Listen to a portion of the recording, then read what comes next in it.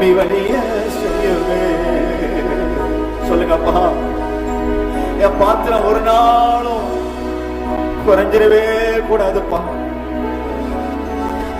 எங்க பாத்திரம் குறைஞ்சிடவே கூடாது.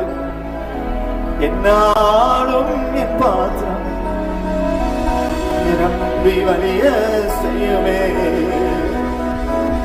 நம்ம ஆண்டவர் சமூகத்துல ஜெபிக்கும் போது ஆண்டவர் ஒரு பலனை தருவார். பார்த்திருக்கீங்களா? அந்த பலனை பெற்றுட்டு வெளியில வரும்போது எந்த சாத்தானும் நம்மளை அணுக முடியாது. பார்த்திருக்கீங்களா? அத பல முறை நான் பார்த்திருக்கிறேன். சிங்கத்தை மாதிரி எழுப்பி வரும் பாத்தீங்களா? சிங்க மாதிரி புறப்பட்டு வருவோம் பாத்தீங்களா? அந்த ஜபத்துல காத்திருந்த பின்பு வெளியில வரும்போது சிங்க மாதிரி வரும் பாத்தீங்களா? இன்றைக்கு அந்த அபிஷேகத்தை, அந்த வல்லமையை கத்த தருகிறார். நீதிமான் சிங்கத்தை போல தைரியமா